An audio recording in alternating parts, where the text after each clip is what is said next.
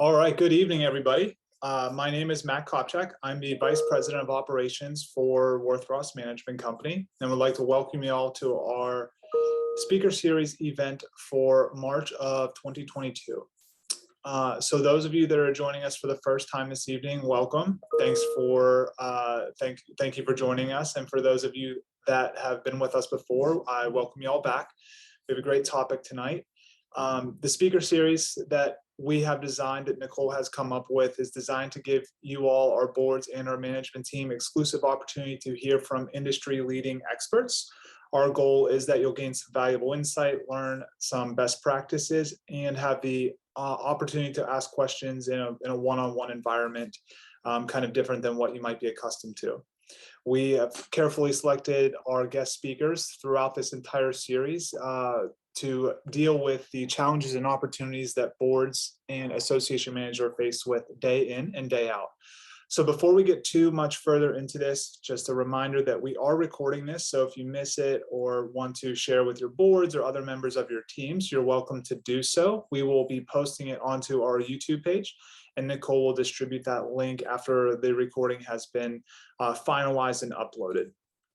So with that, we'll lead into our topic of the day, and that is reserve study best practices, the purpose and planning you should be doing.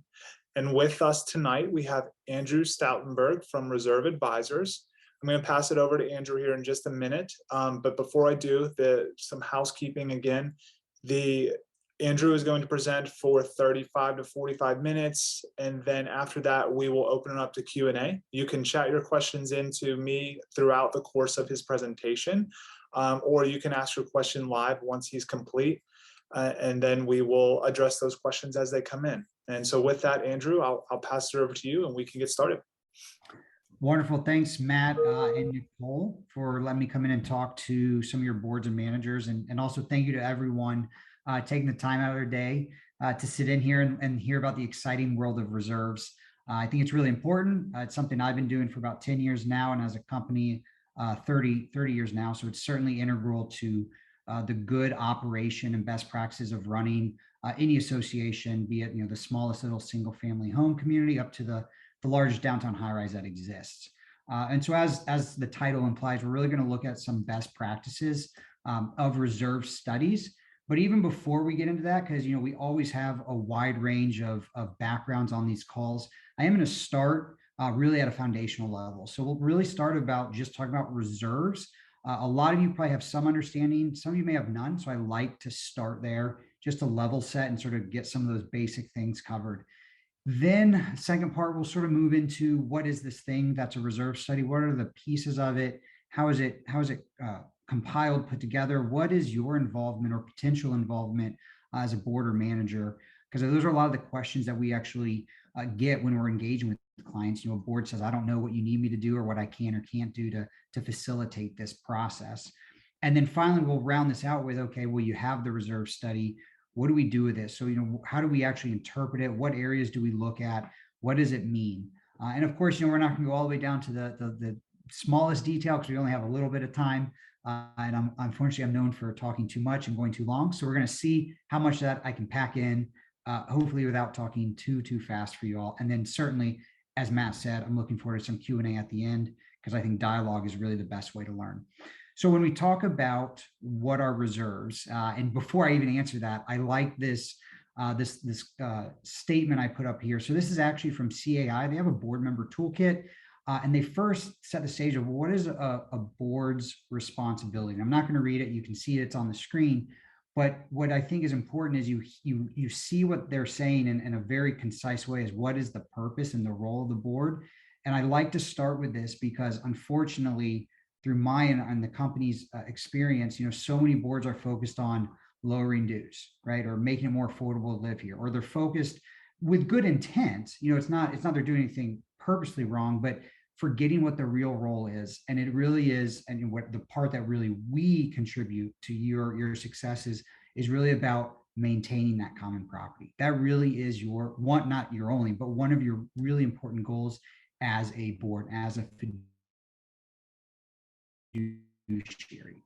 So maintaining property or common property means you're going to run into major capital projects. And before we get into just reserves, I do like to sort of look at this and identify to you all, generally speaking, we're going to say there's three ways that a board, that an association can go about funding capital projects. And at the top, because I think it's the best way, and industry practice says this is how you should strive to do it, is really to do it through this concept of reserves, money set aside specifically for these projects. I have some points on the screen. I'm not big on reading them, so they're there for you and we can share this later. But you see that typically, or almost always, proper planning through reserve funding over time is the best way to do that. You're making sure people are paying your fair share. You're minimizing surprises. And that's extremely important, because we want to ensure that these large capital projects are properly distributed across that home ownership. Meaning, if I've lived here for 30 years and I've used 30 years of that roof, you think of use, but you stay dry. You as a owner there should have contributed to that future replacement as that roof was wearing and tearing. Unfortunately, we work with plenty of clients that they're out of time, out of money, and that's usually why we then look into this. Well, you're going to have to special assess. And so, of course, it has to occur at times, because if that roof has failed and you don't have the money on hand, you need to replace it, you can go into the special assessment route. But if anyone on this call has gone through a major special assessment, you know how challenging those can be. They can be divisive. They can cause a lot of friction in a community. And certainly we want to minimize that. And then finally, third, we have on here is also lending. And that's another, it's similar in nature to a special assessment in terms of you're infusing capital in a quick shot into your association. And really, there's some pros and cons between a special assessment or a bank loan. But I do like to set the stages. Those are really the three avenues you have. You can plan over time through reserves, or you can go the route of a special assessment or a bank loan when you're out of time and out of money. And so I sort of hit on it before, but really what's going to be best is that concept of reserving over time, putting funds aside at a calculated amount over time. So we build up the balance. So when that $1 million roof or cooling tower or chiller or facade work or balconies, whatever it may be, those are big, big dollar activities. You've had a lot of time to save up for those. So you're not surprised. You've split the cost over everyone. And a final point to make on this that really I could have said on the prior slide is saving over time is going to be the most economical. So I always make a very bad joke about, no banks are going to give you money for free. And if you find a bank that does that, you can call me afterwards, because I'd love to talk to them. But that's going to cost you more. You're literally going to spend more on that project because you're going to pay to borrow that money. Even special assessments, you're not going to get 100% collection. There's collection costs and challenges that go along with that. And actually, the reserving over time, because you get return on investments, you actually can put, I'm going to talk in really round numbers, you maybe only had to collect over the years $970,000 because $30,000 over that long duration was actually accrued through interest. So it is going to be the most economical method as well. And so then we have to think, well, what happens if we're not planning? And so obviously sometimes it's catastrophic, rarely, but it can be. Sometimes it's still major and significant. Many times when we think of certain things like roofs, facade issues, the longer we wait to rectify these situations, the more problematic they're going to become. Very often, they're going to actually increase in cost as that deterioration furthers and expands. So failing to act in a timely manner not only causes the negative visual and aesthetic aspect of a potential dilapidated structure, but you've actually now added cost to that replacement. So those are some of our challenges that we're going to run into. So that sort of setting the stage is we, of course, are saying we want to go that route of reserving. And so at a very basic foundational level, what are our reserve funds? What are they for? And it's pretty simple in that it's monies that we have set aside that are specifically allocated, meaning we have some plan, and that's what the reserve study is, which we'll get to, but some plan that says this is how much we need to spend at these different times. And because of that, we need to put this amount of money on an annual basis. And it's important to remember that it's for these major capital projects. So it's typically replacement, but there are some assets that are so big, you may actually do more of a repair. Or we can think of, let's go back to the balconies. You're not replacing your balconies, but there are significant capital expenditures that are in the quote unquote repair category that you would spend reserve funds on. What I'm trying to differentiate here is what a reserve fund isn't is that savings account. I don't like that analogy. It's not about, we have this one little issue, let's go fix that, $2,000 issue and spend reserves. That's not really the intent of that. The intent was for that building wide balcony coating removal, concrete restoration, and coating replacement that's going to cost $300,000. That's what the reserves are for. So you want to think at the sort of more of the macro level. All of those expenses, though, should only be going towards what's association maintained. And so what do we mean by that is certainly looking at your governing docs, and many mid-rise, high-rise structures, especially newer ones, are being written in a much more clearly stated manner, which is extremely helpful for us, for you, even for the legal opinions to opine on what is an association or a unit owner element. So it's obviously where we start, but sometimes you may have to have that legal opinion to clarify who does own these windows and doors. If we talk about where ambiguity usually lies, it's on windows and doors, it's on balconies, right? That's where some of the questions usually come in. And so certainly a reserve specialist like me, like my company, we need to know what should be evaluated to then give you that proper guidance. So it's an important question to have answered ahead of time. And finally, I do put on here this concept of historical practice. So in the state of Texas, there's no statutory requirements. So there is some flexibility in what reserve funds would be spent on. And so maybe nowhere in your CC&Rs, maybe no legal guidance has ever been given to, I'm going to make up not a good example, but the railings. Supposedly they're a homeowner maintained, which would be really weird, but the association has always painted them every 10 years. Regardless of if that's per your governing docs or not, if that's a precedent, if that's what your community expects, reserve studies are going to take that into account and say, well, you've always done that. You're going to continue to do that. So we need to plan for that. Otherwise, you're going to be surprised, 10 years out when you need to paint those railings again. So those are sort of the three angles we're going to look at. Well, what are we even reserving for? Final point in terms of what are we reserving for that I always like to make is this, this concept of common elements and limited common elements. You see, I have some general descriptions here. These are from some state statutes. What's really important, the takeaway here is something being deemed limited common is simply a use restriction, right? So your amenity deck is a common area, common element. All of your owners have equal rights to go use it. Your balcony is almost always going to be deemed a limited common. That's a use restriction. That's so I can't put my ladder and hop over and party on your balcony, because if it was just a common element, I'd have as much right to it as you. So it's a use restriction. The reason I harp on this is I work with enough clients that I'm asking about their balconies on their high rise, and they say, oh, it's a limited common element. We don't need to worry about it. Well, that's just the use restriction. You're always, almost always going to find elsewhere in your governing docs, well, what is the maintenance responsibility? And more often than not, there's no standard, but more often than not, the maintenance to some degree is going to still bear back on the association. And I've used balconies as an example a couple of times already because those are huge capital projects. So getting that wrong and thinking we have no responsibility as an association can really hurt you down the line as your structure ages. And all of a sudden you find out, oh, we do need to spend that multiple $100,000 project. So common, limited common is simply a use restriction. That's the point I want you to keep in mind. So that's sort of some of the what reserve funds are, what we're trying to save them for, how they should be used. So that's great, but how do we know how much we should have, how much we should be contributing? And that's where a reserve study comes into play. So a reserve study is a tool that's going to map out those expenditures.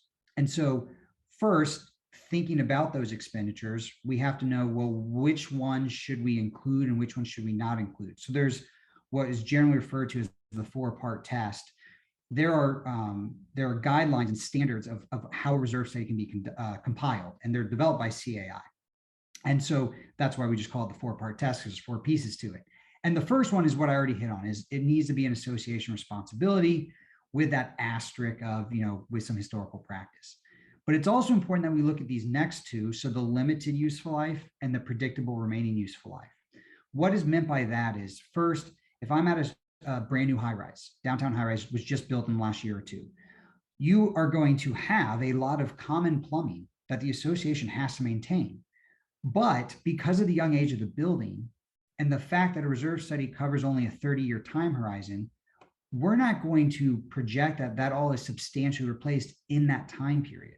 So its lifespan right now is not limited to the scope of the reserve study.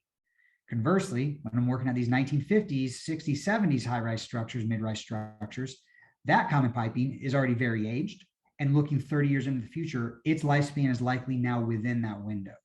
So even though it's common element, it may be excluded for now from the reserve study because its lifespan exceeds the scope of the reserve study window.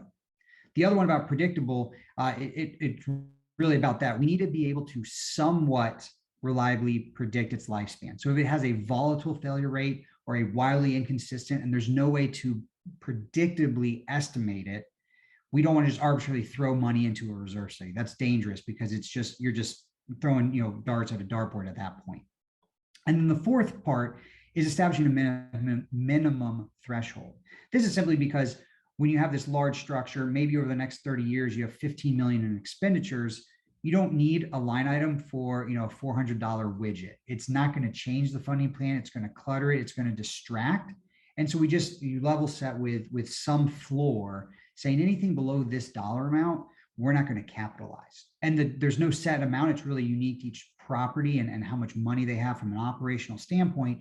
But each reserve study is going to establish that floor saying anything under this is not going to be included. So that's how you get something into the study. That's how capital expenditure gets included. So now we're going to look at, well, the reserve study, what does it look like? How is it comprised? And there's two main pieces to it. There's a physical evaluation and then the financial analysis. And we'll dive into both these. First, we're going to look at the physical evaluation. And so this is, as the name implies, this is what occurs actually at your property on site. And I further break this down into, there's really two main pieces of this. There's some form of a meeting and then the actual inspection. And now the meeting, of course, sometimes may be virtually, so it may not actually be on site, but it's a very important part of creating and compiling a detailed and accurate reserve study. And so some of the main things that need to be accomplished here is understanding, let's go back to that first part of the four-part test. What is association maintained? Reserve specialist appearing on your property doesn't magically know that answer. Each property is unique. I have come across properties that surprise me. You look in the governing docs and you do find out some weird use and maintenance restrictions. So that's a very important piece of this conversation. That's going to be between the reserve specialist and whoever the association deems needs to be part of this. So many times it's with the manager and just that manager. Maybe it's the manager and building engineer and or board members and or committee members. It's really up to you as the board. You are making the decisions for your association who should and need to be there. And really you would think anyone who can add substantially important information to that meeting, they can be very helpful. But also you as a board member or a fellow board member, maybe brand new, but you want to learn. So you could certainly benefit from this. But that's, the reserve specialist is going to be having these questions with, the representatives of the association. And first and foremost, that scope of responsibility is extremely important. Next, as much historical information as possible is going to increase the accuracy and value of that reserve study. We've had to work with communities that have almost no historical information, and that's fine. You can create a reserve study based on what we see, but again, more historical pieces of information sort of round out that picture and make it a more detailed, accurate study, which only results in you getting a better final recommendation. Another thing that's going to occur at this meeting is a very brief, but there is some level of review of your operating budget. And what I mean by that, because we'll get asked, well, are we spending too much on this or that? A reserve specialist really doesn't have much guidance to provide you aside from just what that reserve contribution needs to be. But we do want to take a look at that budget because the simplest example, it's not a big ticket item necessarily, but the simplest way to explain this is, let's say at your amenity deck, you have a beautiful pool area, your pool furniture. About half our clients say, we just want to replace that. Every year we put about 10 grand away in operating and we're just going to replenish it that way. Well, if I don't take the time to evaluate your budget and see that and ask that question, I'm going to capitalize that. I'm going to have a line item in the reserve study.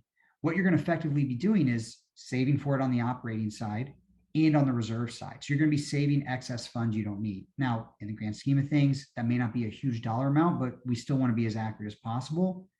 And then certainly the opposite of that would be a problem. If I just assume you're going to worry about it through operating, you're not, you're wanting it capitalized, well, then we don't have it anywhere. And that's actually a worse problem to have. So understanding, some of those types of questions are going to be really helpful. I think another one, possibly more impactful from a dollar amount, would be corridor painting. So a lot of these larger structures, if you bring in a third-party contractor to paint all your hallways at once, big dollar project.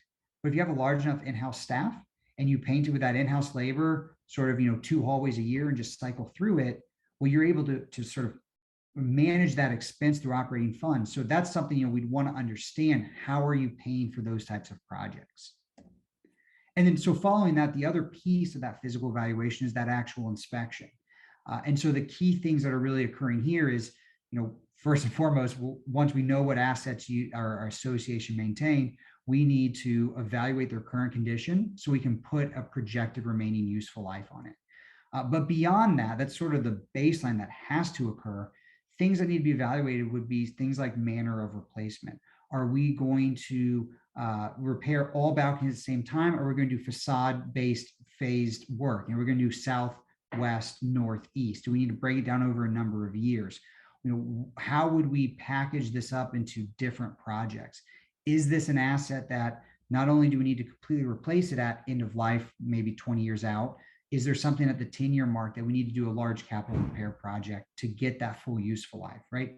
So you can't just blindly look at what you have and just think end of life. There may be big capital projects before then. And then on top of that, what's really helpful, really during an on-site inspection, is thinking about the reserve specialist, thinking about factors that affect replacement costs. So easiest example here, lots of high rises, cooling towers on the roof. But there's some high rises, cooling towers out on grade in the parking lot, behind a screen wall. Much easier replacement, well, depending on other configurations, but likely much easier replacement and access costs for that on grade cooling tower than a rooftop mounted one that you got to fly up. So things like that have to be evaluated because those certainly do affect replacement costs. So that was all the physical evaluation. And then I said that other piece of the reserve study is the financial analysis. And the way I was explaining it is this is the easy part. And people may not like hearing that or may not think that's the case, but I always want to drive home. This is the output, right? The time that a reserve specialist is spending is during that physical evaluation, is on-site evaluating what you have, is then developing a capital expenditure plan. How much is it going to cost and when for all of your assets? Once that's compiled, that's 95% of the work, because then it's really a simple exercise of, okay, we know what the expenses are over the next 30 years. Okay, what's your starting balance? What are you putting in this year? We've now mapped expenditures by year. Are you going to run out of money? And if you are, we iterate. We say, okay, you got to put a little more in. You're still running out of money. It's a simple cash flow analysis. So it really is the simple part of this. And I like to bring that up because when I issue a study, this is what you look at. You look at what's the recommendation. And you certainly look at other things too, but more conversations are usually around, Andrew, that funding recommendation is higher than I expected it to be, or is too high. We can't get there. And I understand and empathize with that, but talking about the funding plan doesn't change anything. It's the output. So, okay, if we're concerned with it, well, let's go to that. What are the inputs? It's the capital expenditure plan. So again, it's the other part of the reserve study, but certainly it should be viewed as the other half because it's really just simply that final output. So with that, that gets me to sort of how do we read it? What are some areas to look at in a reserve study? And I think this is helpful because what I'm going to go over today is pretty much what I go over whenever I issue a study. If a board has questions and I hop on a call with them, these are really the areas of the report that I'm going to take them to.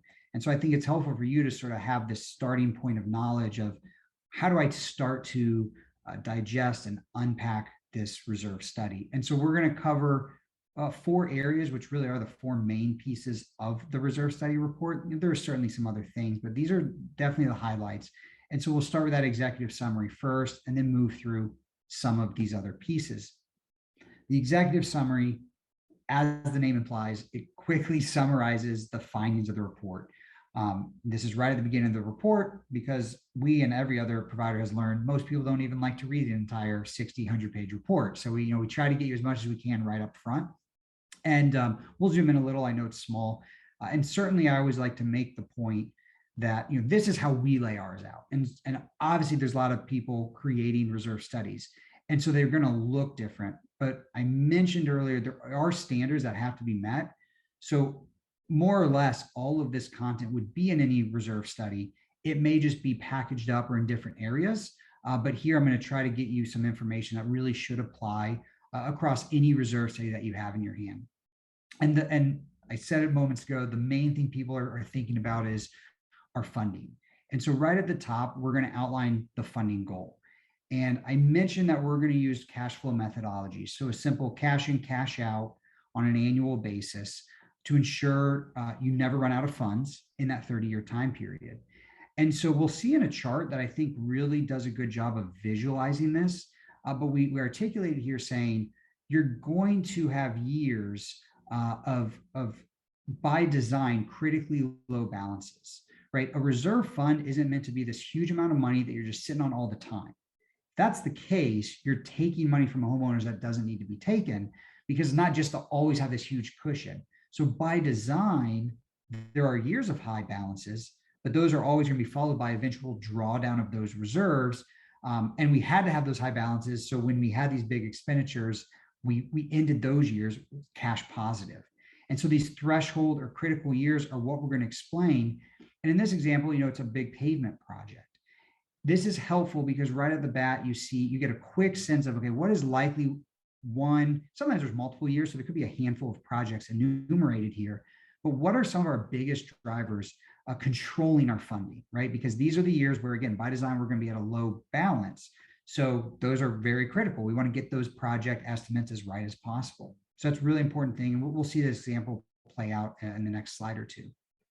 Additionally, right here up top, we talk about another thing that we get a lot of questions on, and certainly right now we're getting very many questions on, is inflation. Andrew, do you guys inflate your future costs? Of course we do, because certainly we all know that something tomorrow is going to cost more than today. And right now it's costing a lot more tomorrow. And so again, don't worry about the number here. This is just a fake example. But I do get questions, well, Andrew, our inflation's at X% right now, and you're below that. It is always important. I think most providers are going to fall in this camp of, we need and want to be slow to react. So that means in periods of high inflation, we're going to be lagging. And in periods of significantly low inflation, we're also going to be lagging. And that's purposeful because I mentioned we're doing a 30-year study. So if we ramp all my future inflations up to 6, 7, 8%, you're not going to be able to follow our funding plan, because also we can all agree, or I believe we can mostly agree, that over a 30-year time horizon, the aggregate inflationary rate is likely not going to be that high. That's just extremely astronomical. But again, inversely, when we were a number of years ago in the early 2000s, when we were seeing very, very low inflation, our models would have been slightly above that, because we don't want to be on that end of the spectrum, because then we're going to set you up for failure. So really important thing to talk about there. I always like to draw attention to that. Next most common question, or maybe my top 10, is like, well, how did you develop costs? Now, we don't elaborate too extensively here, but we are explaining there's really 3 things we're going to use. First and foremost, the best one is your cost. If you just got the pool replastered for X dollars, that means you got someone to come out and do your exact community. That's typically, as long as it was a good job and a good bid, the most accurate cost we'll ever see. So we certainly use that. You're going to see something like published sources. So again, most providers are going to be using something. We're using RS Means, which is CostWorks. I mean, industry-wide, this is used in construction and engineering. Those are very valuable sources. But then we augment all that with our own database. And that's what you're going to see any large provider is going to be able to do, because that experience, in our case and many other cases of decades of doing this, we've collected a lot of the historical information from your communities to really help refine those costs. So your costs help maybe a community right down the street in terms of our estimating capability. Also in the executive summary, cash status of reserve fund, really, really important. I said it's a cash flow analysis. So that starting point, if that's wrong because I fat fingered it, or if it's wrong because we got the wrong balance sheet, that could really set the trajectory off. So that's something for you as a board. Take a look at that. Hey, wait, that doesn't jive. We don't have 467,000. We have 667,000. So certainly something for you to look at. And then finally at the bottom, spelling out what the funding recommendation is. So in this case, really modest $3,000 increases. This is a great community, like this example, that they're that close to where we want them to be. But in other cases, these may be really big numbers, but this is where you're seeing what is our recommendation? What are we telling your reserve contribution to do? And so here, this is that funding just depicted in a table form, but then on the right is that graph, which I said I really love.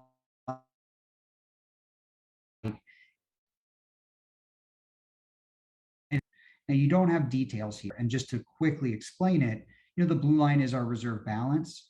The green bars are our contributions and the red bars are expenses by year. And so I was mentioning, by design, periods of high balances, because following that, we're going to spend a lot and that balance is going to go low. This is a really important concept I like to drive home for every board, because you as a board, let's just hypothesize we're out here in this 2023 timeline. You've had relatively low expenses. You've continued to add a lot per year to your reserves. Your reserves have been climbing. And what do many homeowners want? Lower dues, or at least not higher dues. And so these are points where it's easy to say, let's stop contributing to reserves. Let's draw that down. We don't need almost $1 million, but you have to think of how it ties together. We only wanted you to get to, in this case, about 750,000, because we know you're going to draw most of that down over the next 4 years. So understanding how that all ties together is really helpful. And I think visually this helps you do that. Of course, you need to look into, well, what are these red bars? I don't know what these projects are. And that's what the expenditure schedule does. But this just gives you that nice visual layout of what it is. And so that moves into the expenditure schedule. I skipped the last slide, just sort of said what's on here, but we'll look at this. And this is where, after you've looked at an executive summary, I think you should read that and probably call your reserve specialists right after, say, I've read the executive summary, because I always appreciate knowing that you at least read it. But that's when you say, okay, I've read it. Let's have a call. Let's make sure we understand this. Once that's really been covered at that really high level, well, then you need to get into the nuts and bolts, because as I mentioned, this expenditure schedule is what's driving the funding. So again, if there's something you disagree with here, well, that could materially change that funding plan. And so I want to walk through this briefly. We're not going to hit on everything. And again, I got to make that disclaimer. This is how ours look. It's not going to look exactly like this from a different provider, but you're going to get something quasi-similar in nature. You're going to see all your projects listed out. You're going to see their unit costs. You're going to see the cost of the project. You're going to see when it should be replaced. Just visually, you're going to see it differently. And so first, what I've highlighted here is that inventory. And I like to make the point of, it's not listed here, generally speaking, you haven't capitalized it. So, if it doesn't say pool furniture, you probably aren't including it. So that's the first thing you want to think about, is if you're wondering where it is, well, it may not want to ask. And then we're going to just state, not that you probably aren't aware that, your building has 37,500 square feet of masonry. That doesn't really mean anything to you, but it is, some of the quantities probably do make sense. You have 2 cooling towers, and you see that we properly counted 2 of those, but it is showing you the quantity of how much of that asset do you have. The more helpful areas are getting over into that life analysis. So this is where you see 2 different sets of numbers. We're saying, what is that total lifespan? So the first component here was composite balconies. So those last, typically in this example, 20 to 25 years. That's total lifespan. But that next column is important. We're saying for this community, they have 6 to 8 years left of life. So how much time is left before we're planning that capital repair project? And then finally, we get into all those costs. And specific to how we depict it, and I like to hit on this, you'll see this is old. This is 2019. But I get this question quite a bit, and I like to hit on it of, no, we're not saying in 2019 you're spending all these costs. We're simply trying to drive home that point of those were present day values. As I mentioned, we are going to inflate costs out in the future. So we're simply trying to say this is present day, in this case in the past, but present day costs, your balconies are about 160,000. But certainly as we move to the right and look out into that timeline, you'll see a higher number, because we're now inflating it, in this example, at 2.5%. So again, in this schedule, you're going to see everything from quantity to what it is, to what its lifespan is, to what its cost is. And then finally out, you see all of that sort of play out in this sort of timeline view. I think that's nice, because you can, similar to that graph, you can start to see projects that are coordinated. So here we see some stucco and trim projects coordinated. And we also sort of get the sense of, okay, that's first, and then we get into roof projects after that. You can see that timeline view to help start to make some of your decisions. And then further to make those decisions, the study is 30 years. I've said that multiple times. And per standard, it has to be at least 20, but almost every reserve study you're going to get now is going to be a 30-year time horizon. And that is really primarily because we want to ensure we have enough time to save up for these big projects, right? So that's where we have to cover that. Now, once we've covered that time period and we've established that funding plan to ensure we're stable through that whole period, no one really cares about those projects at year 30 or 25 or 20. Most people are thinking in that 0 to 5 timeline. Now, it's not that you can ignore the fact you need to maintain your assets that maybe have that longer life. Certainly you need to do that. But once your funding is set and you're relatively following it, then you can zoom in and think of those next 5 years. And that's what this is depicting here, is it's allowing you as a board and a management team to say, let's get rid of all that other clutter. It doesn't matter for a day-to-day operation. What are the projects coming down the line? Also, a point I like to make, because I've seen boards get tripped up on this, sometimes on their own or sometimes maybe at the pushing of their homeowners, is a reserve study is one tool that a board's going to use. It is a roadmap. I don't like to use the word budget. It is simply guidance. And I'm saying all of that because you don't look at this and say, oh, the hallways are scheduled for renovation in 2024. January 1, 2024, we're going to run out, get bids, and replace all the carpet and paint in our hallways. Absolutely not. Use the reserve study tool as your first step. Okay, the reserve specialist recommended in 2024 we start the hallway renovation project. So in 2023, one, you can start to budget for it, but you can also say, well, hold on, this is a purely aesthetic thing. Let's talk as a board. Do we need to do this? Maybe let's poll our residents, because again, this is an aesthetic thing. And maybe you find out you probably can wait more time. Or maybe you bring in a contractor who says, yeah, this carpet's great. We could do this deep clean and you get a couple more years. You simply use it as a starting point. And the reason I'd like to tell you boards about this is you need to have that confidence of when you have that homeowner say, but the reserve study said this, or, but we know we saw that 5-year plan and I saved it and you're supposed to have given us new pool furniture last year. It's not. It's telling you it's a likely timing, but it's not required. It's just telling you to start to evaluate it. Now, something like roofs, you're not going to pull your residents and say, hey, do you think we need a new roof? You probably want to go to a qualified expert, but you still want to bring them in and say, okay, we've been building up reserves for a new flat roof on our mid-rise, but let's bring in either an engineer or let's bring in a roofing contractor we trust to give us what should be an unbiased opinion. And there's a lot of good contractors that can do that aren't just going to say you need a new roof because they want the job, but they're going to give you that good, honest opinion. Or they may be able to say, your roof's $1 million roof. It has some life left. You should probably spend this $50,000 on these repair areas to extend that life. The point of me saying all that is you want to use it as your starting point and not your ending point. On the right side, I'm just showing here in the executive summary, there is an area where you're going to see things about like prioritized projects. Again, just trying to get stuff to the top of that report to make it easier to see, maybe the red flags or the most important things we want you as a board and a management team to realize, like, hey, we were most concerned about X, Y, and Z. Trying to make it a little easier for you to say, where do we go? Because that's probably the biggest thing of you get this big report. Hopefully you think it's valuable, but you may be saying, I don't know where to go next. So that's what I'm trying to outline here of showing you where to go next. We'll skip through this. I know we're getting up to 5:45, and I think that's sort of my target here. But this is the funding plan. This is just the more detailed view of it where you're seeing the cash in, cash out.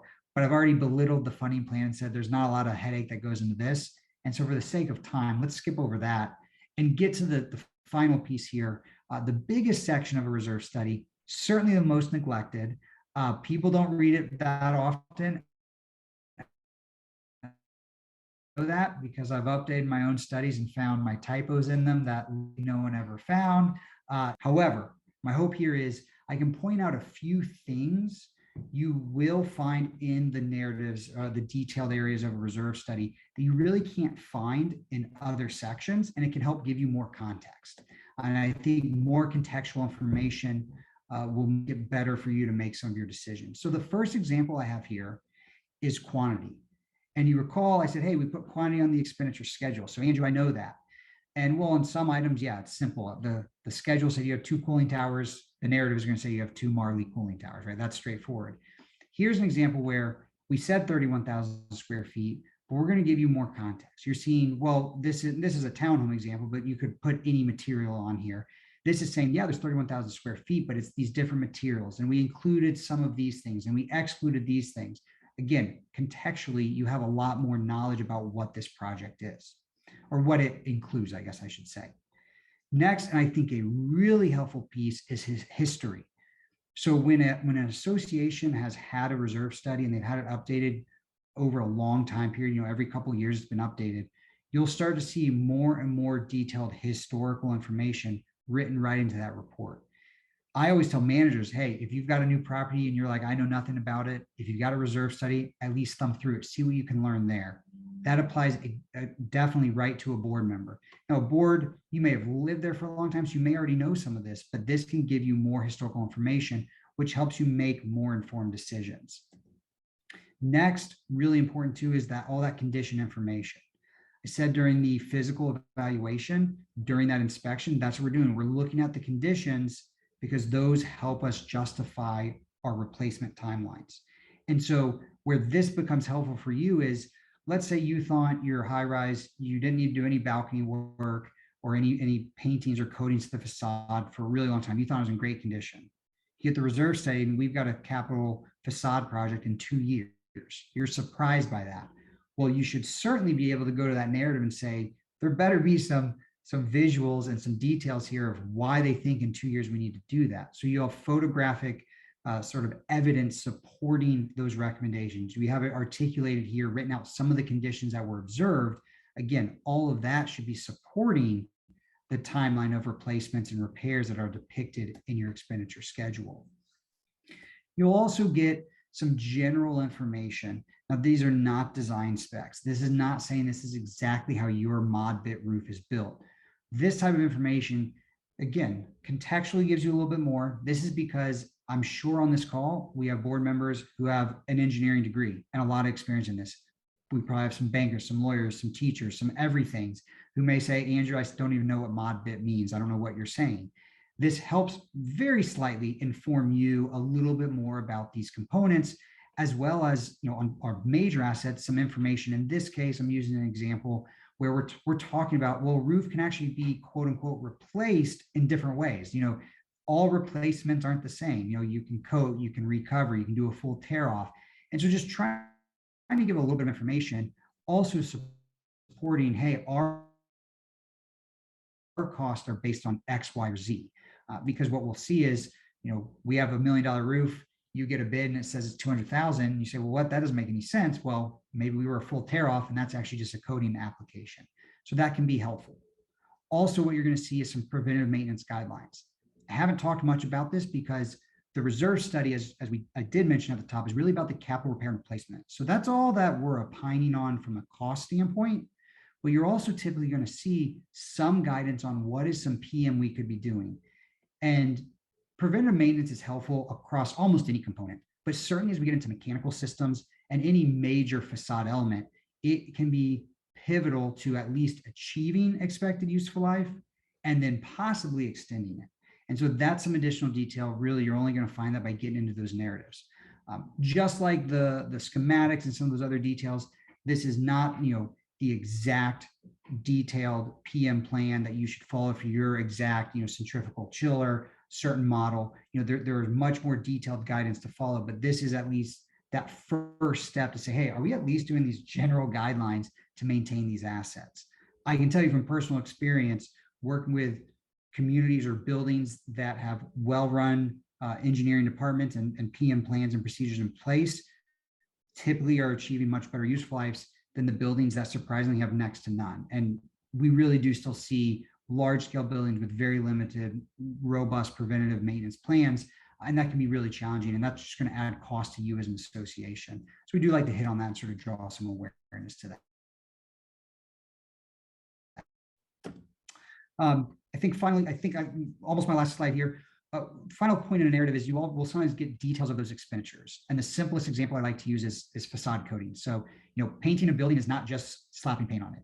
And so sometimes you'll see a reserve study have this dollar amount and your bids are way higher, way lower. Well, let's look at what a reserve specialist packaged up into that project versus what the bid has. It gives you, again, contextual information.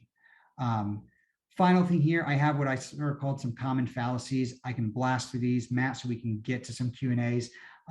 It'll take like 30 seconds. The thing is, our property's new. I went today at an event of like, we're a young property, why do we need a reserve study? It's very simple. Assets start deteriorating from day one. And the longer you wait, the less time you have. Time is your friend when you're trying to save projects. Minimal common elements. We're going to skip that. If you're a mid-rise, high-rise, you got a lot of common elements. Ignoring your community or your building or your structure does not change how it deteriorates. Well, actually, it does. If you ignore it, it's going to probably deteriorate worse. But the building doesn't care. The building doesn't say, you know what, guys, you don't want to have to spend money on this roof. I'm going to make my roof last longer. It doesn't care. So burying your head in the sands as a fiduciary is not the right approach. We want you to avoid that. And then if you had a study 10 years ago, just don't ever tell me that. You need to update more regularly than every 10 years. And with that, 5:49, I think a little long, but Matt, I think that's all I have planned. So let's get into some of those Q&As I think you have ready. Great, thank you. And we should be able to still finish promptly at 6. Some of these questions are all along the same line. So let's start with, we have an attendee who asked chatted in a question. How do you best determine a minimum amount to be maintained in the reserves? And I'm going to expand on that with a second question that was submitted in advance. So as a professional in the reserve advising space, how do you handle situations where associations have this mindset that we need to have, round number, just pulling a number out of thin air, we need to have $1 million in our reserves at all times? I think you've definitely done a great job of explaining the ebbs and flows and how it should be drawn down to almost nothing. But yeah, so the two questions: how do you best determine the minimum amount to be maintained, and then how do you typically handle those conversations with ownership when it's, our reserve account only has $100,000, but this is why? Yep. So there is no minimum amount. Picking a number is purely arbitrary, and that's why I went back to this slide. Is I'll get that question probably a couple times a month, and it's until a property is evaluated and all these expenditures are figured out and we know your starting amount, there's no way to know that. And also think of it this way: look at this chart. At this point in time, 700,000 is how much we want you to have.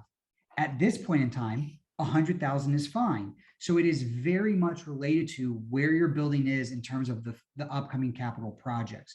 The one little caveat I'll say is, certainly a board can say, Andrew, we're not comfortable going all the way down to 50,000. We want that floor to be 100,000, and that's fine. That whole blue line shifts up. But again, it's not about keeping that really high balance all the time.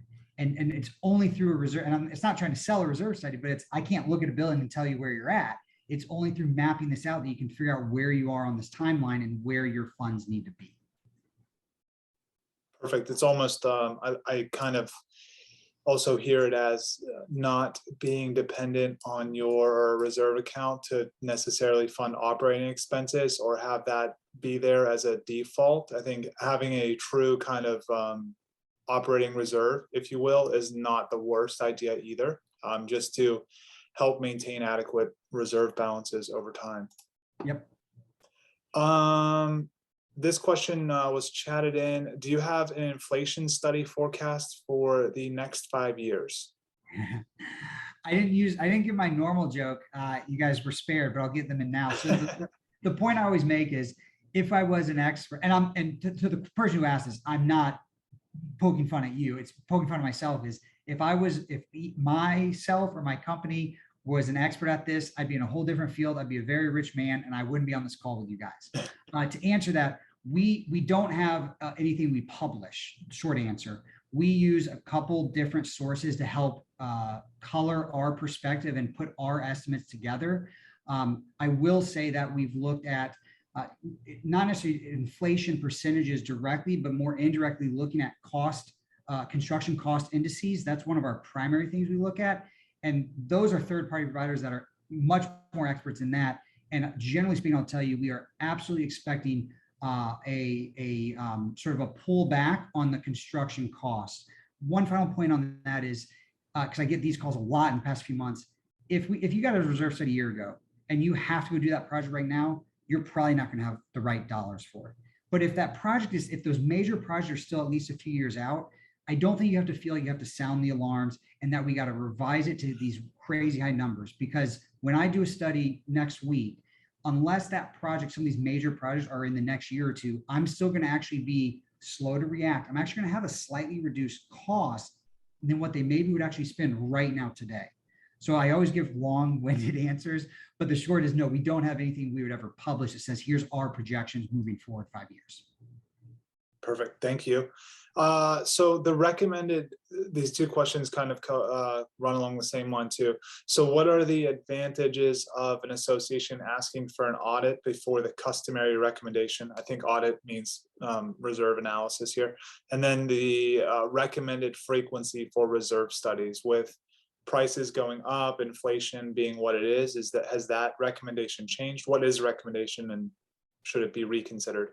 Yeah, so starting with that second part, I'm always going to say typically 3 to 5 years is the update cycle that you'd want to refresh a study.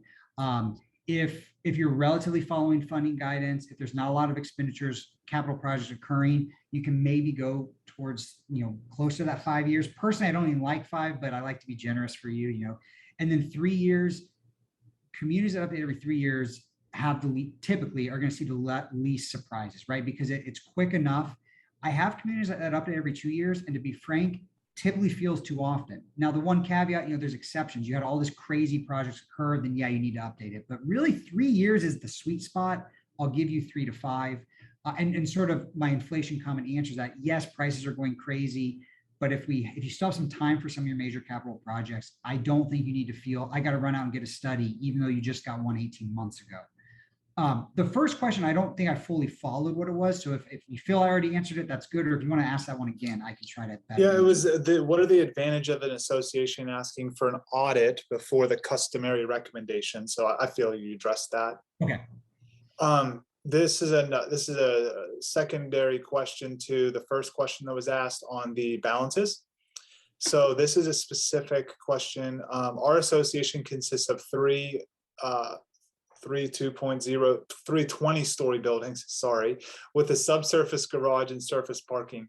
There are many that feel we need a significant minimum balance due to unforeseen situations. Any thoughts? Yeah, so a few thoughts. I said, we only are going to put in that expenditure schedule something we can predict. Obviously, there's things that can completely surprise us, or maybe we have a balcony project at $400,000 and it ends up being $1 million. That's unfortunate that happens. So sort of the question is, well, Andrew, maybe let's not make all the way down at 100,000. I just think a board wants to be mindful of how high should that floor be.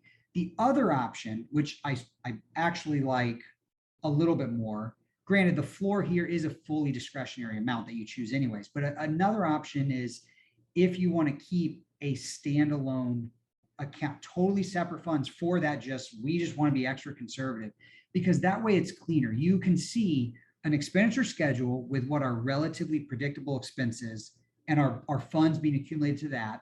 And then totally on the side, you can say, but we want to make sure we always have this, $500,000 rotating fund, just so if something goes really bad, we're covered. It's similar to how the question, what about an insurance deductible? Can you build that in?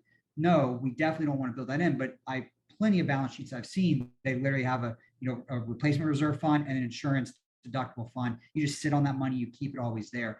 That's a much cleaner, and I would recommend that route. But certainly the floor, it can be adjusted up, which gives you some amount of a cushion. Okay, great. This might be the last question. So this comes down to what is included or excluded from the actual study. So for example, in a high-rise property, plumbing, fire suppression lines, et cetera, all have a expected useful life. So at what point is the line drawn? Like repairs of old iron sewer pipes can be costly, but then again, replacement can be cost prohibitive in association. So Yeah, so plumbing is a very fun topic in this industry. I'll tell you our stance. We absolutely start to include, I'll use the word widespread replacement for older structures. So I could go pull studies I've done for 50s, 60s, and even some 70s buildings. You're going to see we start to plan for that. And it is more than just that continued spot repair. And Matt, you're exactly right. What we're seeing first and foremost is any of these buildings, those cast iron, that's the first to go. And then you get into usually some of your hot water supplies. You mentioned fire suppression. That's actually more, we see much longer lifespans. So it's inside buildings, not talking about garages, that's going to be different. But inside building fire suppression, it's actually very rare that we've done 27,000 studies. It's actually very rare that we would include that. And that's simply because go to an old enough building, they don't have that. And that piping is just maintained much better because it's not through constant flow. It's either a dry system or it's a wet system, but it's not being flowed with minerals and getting deteriorated. So of all your piping, that is going to be your longest life. So we really don't see that. But again, long answer, at a certain age. And so where the line's drawn is we call it somewhere between a 70 to 80 or 90 year lifespan is what we're targeting. So again, if you're 40 years old and I'm at your property and I'm going 30 more years out, I'm at minimum starting to include replacement of some of that. And final point is we don't say in 1 year, boom, you're getting all new plumbing through your whole building. Financially, that's going to be a nightmare. Some buildings have had to come close to doing that, but that's more of an outlier. So we do go on a more phased approach. But again, more than just the onesie, twosie repairs. okay, great. This will be the last one unless something else comes in. What is your opinion regarding hiring a building engineer versus engaging professional engineers as needed?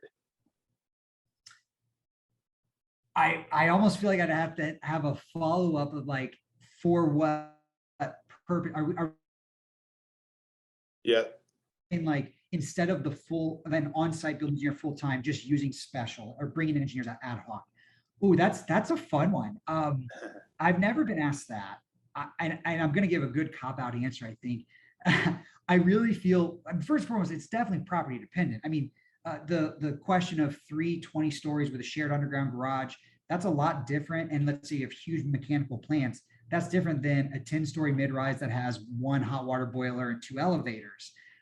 So certainly building dependent. If I assume this individual is at a more complex, large, brand new or newer high-rise structure, I would probably recommend full-time engineer, but I don't think I'm the best person to say that. So yeah, I'm giving unqualified advice at this point. Yeah, Matt, you may have opinion on yeah, that. so we, as a management company, we have a lot of building engineers on our team across all the markets that we manage. And they are great at keeping the operations running, the facility itself, the infrastructure that exists. But when it comes to structural items or other things that might require, a PE or a licensed engineer, that is outside the scope. And I think that's where we need to engage the professionals like you, Andrew, or the others that we've worked with for various repair and maintenance type of things that we just simply can't do in-house because we're not qualified to do so and don't have the proper licensure. So that would be my answer to that one. And then if everyone wants to hang around for just another minute, a question was chatted in. This has to do with the community. This will be the dissolution of a whole community due to having not adequate reserve accounts, deferred maintenance, numerous years of I guess poor management, so high expenses with assessments that can't support them. I mean, I know that I've worked through that on the management side. Andrew, I'm not sure if you have before. No, not directly, but we've been hearing those types of questions more and more. But the short answer is no. And even us as a company, I think I can say the same. We haven't been really intimately involved in that. Yeah. So probably don't have much. Yeah. Personally. Yeah, it can and does happen. If the plot of land that the property is sitting on is desirable and developer might want to build on it, that is sometimes enticing, but it often requires 100% vote of the membership to do away with the association. So, that's one of the things that legal needs to be consulted on and the board needs to weigh in on. And then, yeah, there's a lot of conversations that have to happen around that, but typically I recommend starting with legal. Let's see. I think that is it for now. I saw one more question, and it has to do with bankruptcy or dissolution, but I don't think that those topics have to deal directly with the topic of reserve studies and reserve advising. So we can come back to that offline. If you'd like, you can reach out to me or Nicole directly, and we can have a call to talk through that. But otherwise, Andrew, do you have anything else? Any closing comments? No, I mean, the only thing I'd say is thanks for everyone for sticking around and listening to me just yap for a long time. I appreciate definitely any managers on the call, but all you board members, because you're volunteering. It's a lot of work to do this, but especially in the mid-rise, high-rise segment. I mean, these are very important structures that you live in, that you need to maintain. And I think you're doing a great job by taking the time to learn a little bit here, and hopefully some more of the speaker series that Worth Ross will put on. I know there's a lot of good content that you can learn. So really thank you to everyone that's on the call. Well, thanks for joining us tonight. Thank you everyone for attending as well. And Nicole, thanks for organizing, and we'll see you all next month. My pleasure. Thank you, Bye-bye. everybody. Bye.